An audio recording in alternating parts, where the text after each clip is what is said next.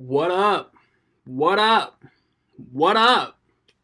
Rec League Podcast, man. Episode number 9. I miss you guys, man. It has been another 3-week gap. As I explained in the last episode, I originally had 3 episodes scheduled for December. I didn't want to mess that up. So I took another 3-week gap as I did in between episodes 7 and 8. So here we are. Another episode, man. I think we're going to talk a little bit about StanLee. The man passed away. It's me and OldManLawrence every segment. And we briefly pay our respects to StanLee. And then he's a big boxing fan. So for sports, I let OldManLawrence go in on boxing. Of course, I got bars. And then we talk about that Action Bronson, White Bronco, like I advertised last episode. And then that JID or JID, we call him JID because I think that's how you say his name. He dropped that DiCaprio 2, and we talk about that.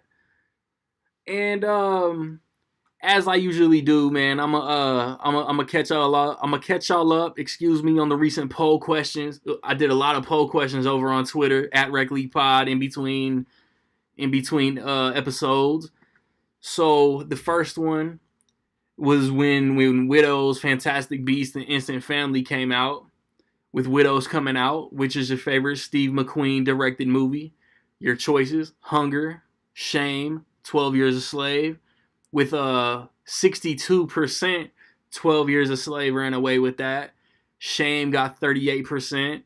And I guess nobody that voted had even seen Hunger. I haven't seen Hunger. I know Michael Fassbender is in it. And that got 0%. And of course, I did a Fantastic Beasts related poll question with Fantastic Beasts coming out this weekend. Which is your favorite Wizarding World installment? Of course, comment unavailable choices because it's like 9 Harry Potter related movies. I had Harry Potter and the Sorcerer's Stone, Harry Potter and the Prisoner of Azkaban, Harry Potter and the Deathly Hallows Part 2, and then Fantastic Beasts and Where to Find Them. Harry Potter and the Deathly Hallows Part 2 won that poll with 60%. And then Prisoner of Azkaban and the first Fantastic Beasts both took 20%. Nobody voted for Harry Potter and the Sorcerer's Stone, man. I feel like that one is a lot of family fun. So the following week, if I'm not mistaken, I did 3 poll questions. And to stall a little bit, here's the first one that ended.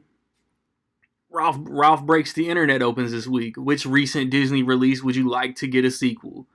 The choices were Bolt, Tangled, Big Hero 6, and Zootopia. Zootopia wins this one, 43%. Bolt, shockingly, because I feel like that's so underrated, Bolt got 35%. And the Big Hero 6 got 22%. No votes for Tangled. 23 votes, not 1 for Tangled. I think that's crazy. The next one is with Creed 2 opening this weekend. Who's your favorite Rocky opponent? Apollo Creed, Clubber Lang, Ivan Drago, Mason Dixon. I will not include Tommy Gunn because that movie is a huge letdown. It didn't even end with a boxing match. And with 63%, Ivan Drago wins. Apollo Creed gets 38%, and shockingly, it wasn't that many votes, but still, I can't believe not 1 vote for Clubber Lang. Clubber Lang and Mason Dixon both got 0%, which, like, Mason Dixon, in my opinion, was Tommy Gunn in a ring. Like, there was no reason to dislike Mason Dixon, except he was just the opponent for that movie. But it is what it is. And then a new Robin Hood opens this weekend. Who's your favorite Robin Hood? The Disney animated Disney Fox. The choice says Disney Fox. I wasn't trying to swerve anybody with like the Disney Fox studio merger, but I put Disney Fox. Kevin Costner, Carrie Elways, and Russell Crowe. This one got a lot of feedback, a lot of votes, and a lot of feedback. And there's a lot of Errol Flynn love. There's comments, showing love to every choice. But overwhelmingly, there were comments for Russell Crowe. He wins this poll with 56%. The Disney Fox, the animated Disney Robin Hood, gets 17. Kevin Costner 14. Carrie Elways 13. And Taron Egerton wasn't a horrible Robin Hood, but he wasn't as good as any of these choices. And then my two most recent, how I've done monthly, which was your favorite November release, comment, unavailable answers. The choices on Twitter that I had were Bohemian Rhapsody, Fantastic Beasts, The Crimes of Grindelwald, Creed 2, and Ralph Breaks the Internet. And before I announce, there was, if I'm not mistaken, no, I swear, that's my bad. I thought there was a comment. Fantastic Beasts wins this poll with 40%. This was actually my least favorite release of the choices, not of November, but of the choices. And then with 27%, Creed 2 was in second. Ralph Breaks the Internet got 26%. And Bohemian Rhapsody slept on with 7%. Bohemian Rhapsody was a real dope biopic. And December started. So what's your most anticipated December release? Comment, unavailable choices, of course. My choices to choose from were Mortal Engines, Into the Spider-Verse, Aquaman, and Vice. Aquaman wins this with 43%. No surprise there. Into the Spider-Verse 31%. Mortal Engines 17%. And 9% for Vice. And at Suman 2153, I hope I said that right. Saman. Sorry, dude. He voted for the mule. Write in comment. The mule actually does look pretty dope. When I get back, man, first I'm gonna talk about the recent Blu-ray, DVD, theatrical releases, and then we gonna bring in my man, Old Man Lawrence.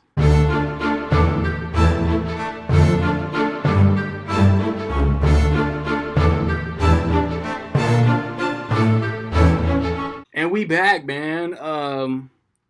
Y'all know what it is, man. 9 episodes in, man. You guys know how I do. I try to remind you guys or let you guys know what has recently come out on Blu-ray and DVD, what's coming on Blu-ray and DVD. And in between episodes, man, it's been like 3 weeks. So if you guys are looking for, everything, whether it's movies, music, everything has a fan, you know what I mean? There isn't something out there that not one person digs. So recently released on Blu-ray, man, you got the Meg, the Jason Statham overgrown shark movie. It's a megalodon. Mile 22, Crazy Rich Asians came out. Only released at Target. Stranger Things 2 came out on Blu-ray and 4K. Searching with John Cho came out. Very dope drama. And then Candyman got upgraded to Blu-ray. Young Guns 2 got upgraded to Blu-ray. If you guys are like hardcore collectors out there looking to upgrade some DVDs. And then in the theater, I'm pretty sure most of these are on the Randy Little YouTube channel for y'all to go watch the review. Fantastic Beasts, Crimes of Grindelwald, Instant Family, a bright spot in November. Huge surprise for family audiences. Widows was real dope. Creed 2, Ralph Breaks the Internet, Robin Hood. If you're hesitant on whether or not to go check those out, man, just watch my review. Hopefully that'll guide you in one direction or the other. I think I want to touch on this Avengers 4 trailer, man. I'm 32 years old. I grew up when, hey guys, trailers out, and like there wasn't really internet, YouTube platforms to access and watch movie trailers at home. We're spoiled by the internet today, man. We're spoiled by social media. Like, just chill. The trailer will drop when the trailer drops. Like, you're not gonna die if you don't see the new Avengers trailer when you want to see it. Like I was telling my mans who hopefully will make it onto the next episode. Like I'm so over the impatience of this generation. Every time one of these like young fanboy page runners wants to come out and Marvel, release the trailer now. I demand that the trailer be released. I'm starting a petition. Avengers 4 trailer. Marvel, release Avengers 4 trailer. Like the Disney heads and Kevin Feige, they just gotta be in there like, okay, we're Disney. We basically run entertainment. Y'all want to make demands? Well, we're pushing the trailer release back another week. You know what I mean? Or they just was just like, we're gonna release it when we're gonna release it, and nobody's gonna pressure us into releasing it any sooner. And I haven't seen a formal, like, there's a formal release that tomorrow during Monday Night Football halftime, a new Captain Marvel trailer comes out, but Disney and Marvel haven't come out and formally said Avengers 4 comes out on this day. But the rumor is it's this week. So before I get into the Christmas movie montage, next episode, hopefully me and Legacy, because Old Man Lawrence don't watch trailers, hopefully me and Legacy can be on here and break down this trailer. But yeah, we gonna pay real brief tribute to StanLee as soon as I get back, man. Rec League Podcast. And we back, man. Like I told y'all at the jump, man, I got my guy, Old Man Lawrence, with me. He's going to be here to annoy y'all at least once a segment. StanLee passed away in between episodes, man. So I just want to show love to StanLee, man. I think the first time I saw StanLee in a movie, you know, he's the cameo king, was that original X-Men. I think he was just on the beach when the dude, you know how like the politician who's like anti-mutant and they got him captive and he comes up. I forget, he turned into like a real character, I think, but like StanLee just sees him coming up off the beach. I think that was like my first experience with a StanLee cameo. Yeah, I couldn't even tell you the first time, but I remember him being in one of the Marvel movies. Don't even know. But yeah, man, it's messed up. He was old though, wasn't he? Like 90 something? Yeah, he was like 95. They you know, there was a little I saw a couple articles that they released the cause of death, but I feel like that's like the business of him and his family, so I didn't want to click on it. Like it's not my business. So I was just I don't know, man. He's had a cameo in like every MCU movie. Hugh Hefner, Larry King in the Iron Man joints. He called Iron Man Tony Stank in Civil War. I thought that was rather humorous. I think my favorite StanLee cameo is probably Ant-Man when Michael Pena is running back that story and then he's bartender hops over the counter. He's like, yeah, she was crazy, stupid, fine. I thought that was pretty silly.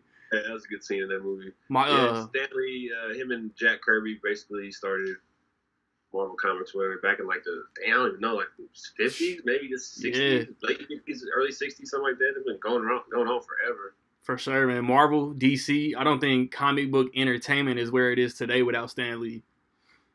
Nope. Because I think pretty sure DC was the original like superhero or whatever. And what Marvel did, they could really, like they started their characters, like they had so many characters.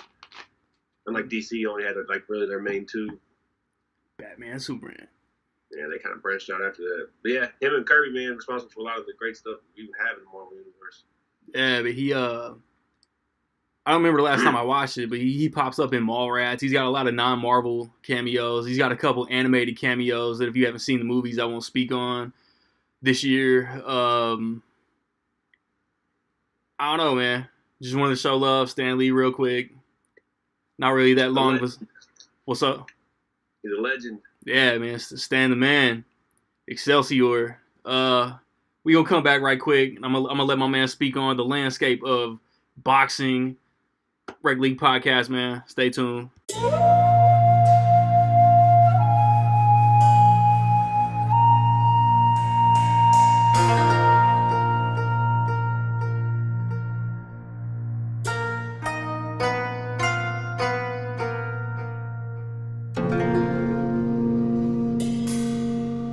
And we back, man, for sports this week, man. My guy, OldManLawrence, man, he's a huge boxing fan. I really don't know very much about boxing. The Rocky movies are dope. I like Cinderella Man, Million Dollar Baby, Southpaw, Creed. But he watches real boxing, man. So just tell what you like about the sport at its current state. What you dislike. What fights are you looking forward to? You just went to the fight that happened this weekend, man. Just tell the kids about that. Yeah, man. I'm not like a huge historian on boxing. Like, I couldn't go run down the list of like lineal champions or anything like a lot of people can. But yeah, I've been watching boxing since we were kids or whatever. And as an adult, I don't really know too many people who watch boxing, so I don't get an opportunity to talk about that often.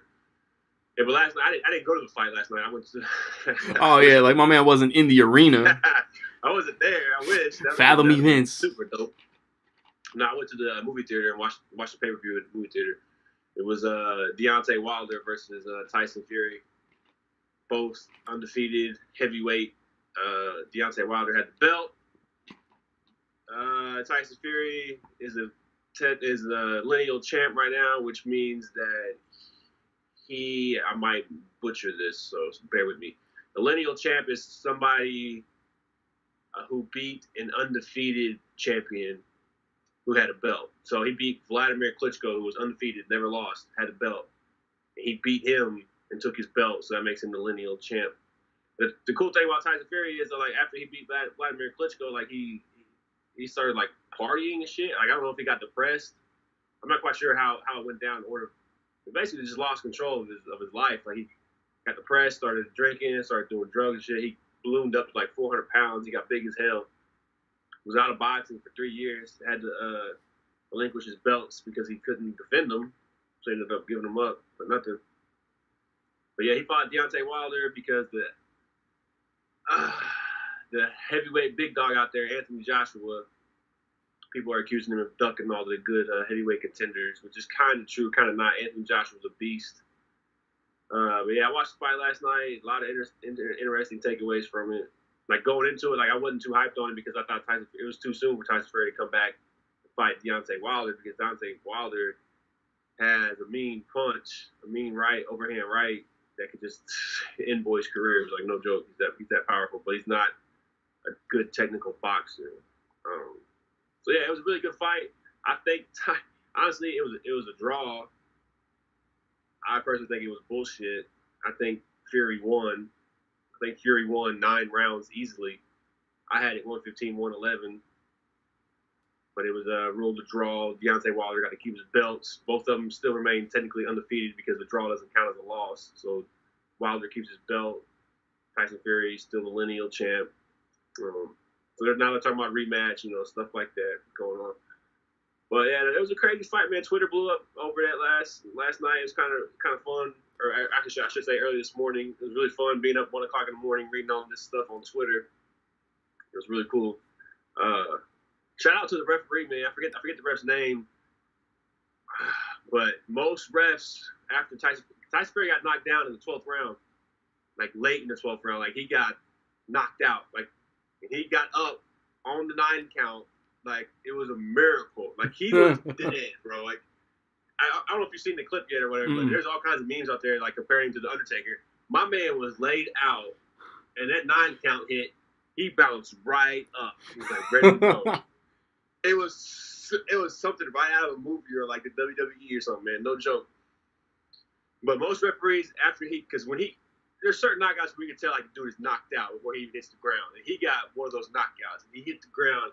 Everybody in the theater thought it was over. Like, people were jumping up and down, like, it's over, he's done. And all of a sudden, like, he gets up at 9. But shout out to the referee for actually giving him a chance to get back up, because most referees would have called it off right there as soon as he hit the canvas.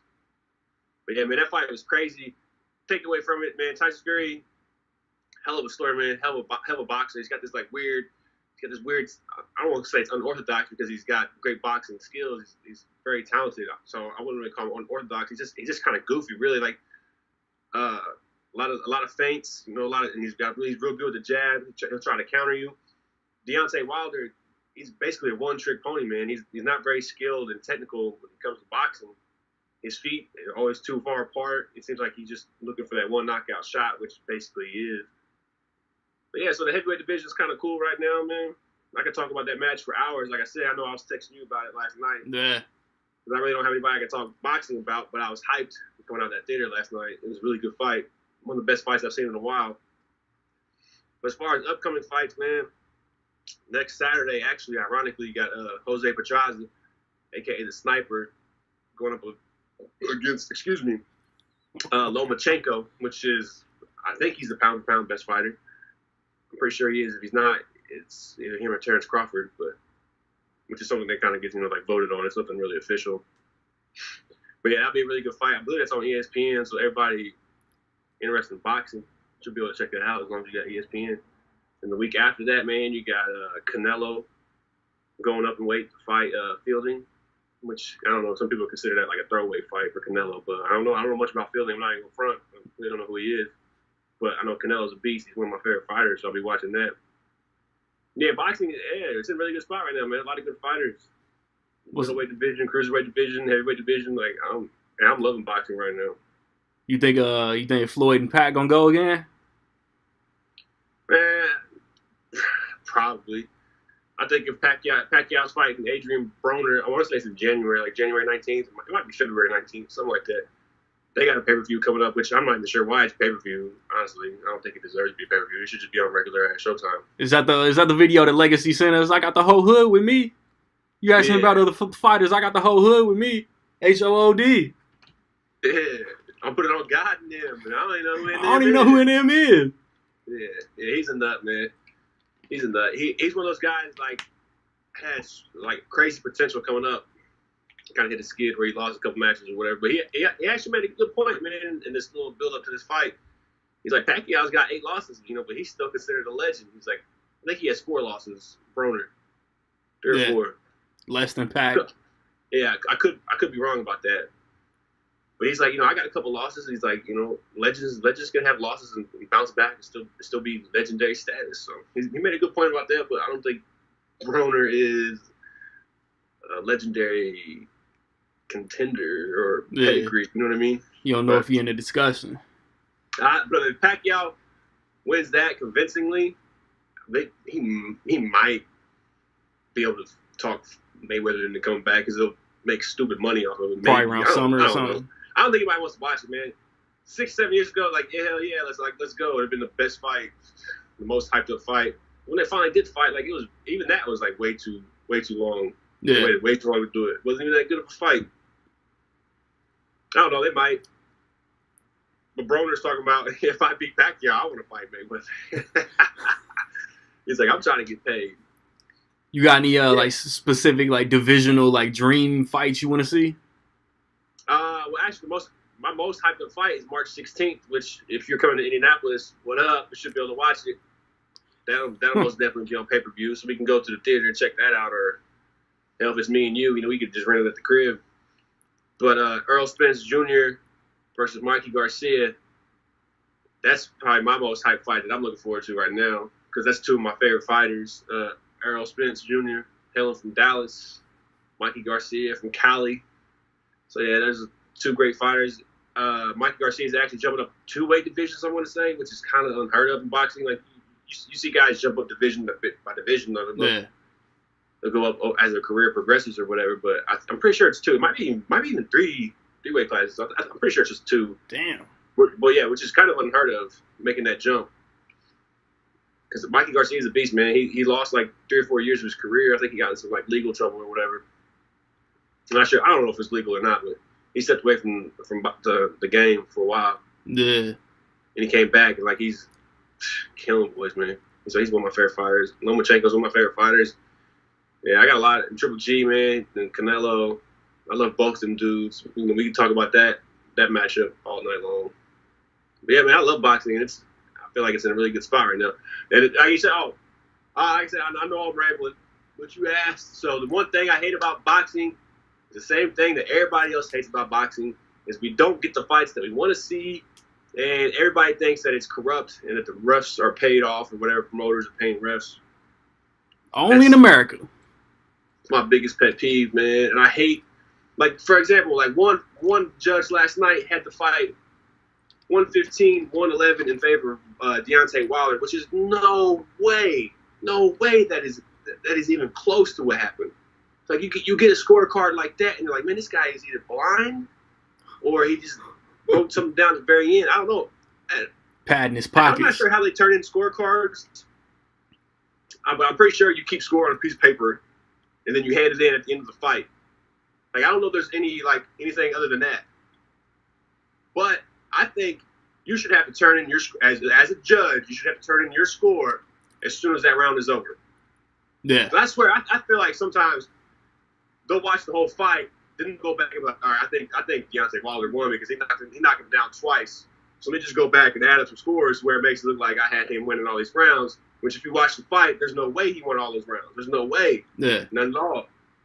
So I don't know how you can fix boxing, but one thing that I would look into is judges at the end of every round on the spot. You have to turn in your score 10-9, 10-8, whatever. Turn it in. Boom, right there. That sounds fair.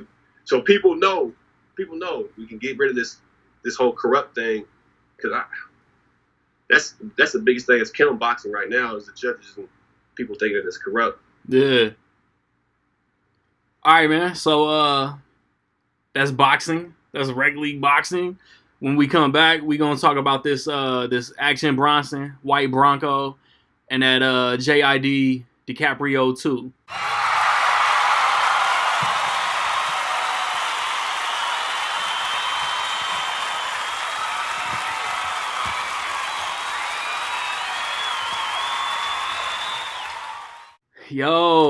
Yo, if I flip bars, I don't consider it thievery. When it comes to the spit, I know that y'all believe in me. I cook rap crack easily, not drug rhymes, but when I rap, that motherfuckers fiend for me. I don't do pop shit, my bars keep it real, but I do pop shit, get laughs like Key and Peele. You struggle, dog? Who you telling? For the greenbacks, I'm on the hunt like Helen. 3 bad decisions from becoming a felon. Knuckles to your melon with them Eureka's castle. Adolescent ass bars drag on like Magellan. Y'all don't want the smoke? Thinking you coming at Rec League? Just don't. Check my financial, bitch. I go for broke. The kid is dope. Everything I wrote is a quote. You wanna step your bars up? I'm kicking notes. Every rule I set gets invoked. They don't call me white chocolate. They call me vanilla Coke. You better than me? That's a nope.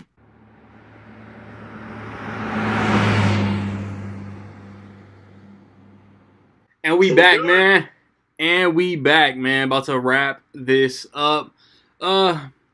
Action Bronson came out, I think, if I'm not mistaken, same day as Joel Ortiz and Apollo Brown, but we was on that Mona Lisa, so we had to push Action Bronson to this episode. JID came out. I ain't know nothing about it. I wasn't even gonna listen to it. And then the Rec League albums I was really anticipating. Rec League homeboys, the Rec League partners was like, hey, y'all gotta spin this. So first, Action Bronson, man, White Bronco. It's 11 tracks. You got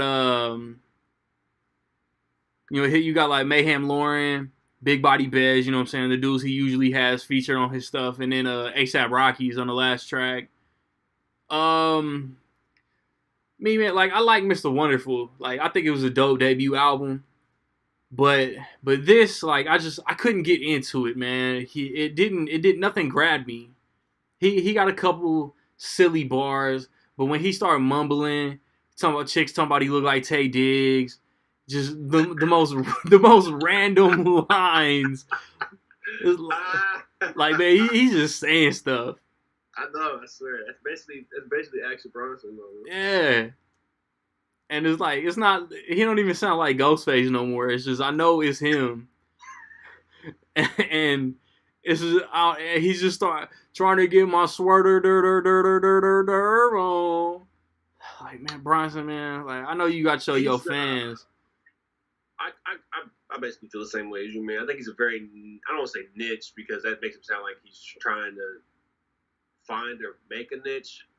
When I say niche, I kind of mean like it's like Cajun food. Like if you don't like Cajun food, then you're not gonna, you know what I mean? Like if you don't like Action Bronson, then you're not gonna like Action Bronson. You have to like that style. He's real hit or miss. Yeah, I don't like say real hit or miss because like you said, like first couple, like his Blue Chips mixtapes. I was like, man, this dude is dope as shit. Yeah, like, yeah. His Blue Chips tapes are real dope. But now, what's his third studio album? I think so. We're a few albums deep now. It's like, I don't know, man. Like, we were talking about this, and I started listening to it. I gave it a shot, and I was like, this feels like homework to me, man. Like, I really don't want to be bumping this right now. I mean, there's some good stuff on it. Like you said, he's funny. He make you laugh. He's definitely talented. Like, the way he flows. Hey, Bronson. But yeah, I don't know. This album was tough for me to get through. And it's not even a bad album. Yeah, yeah, exactly.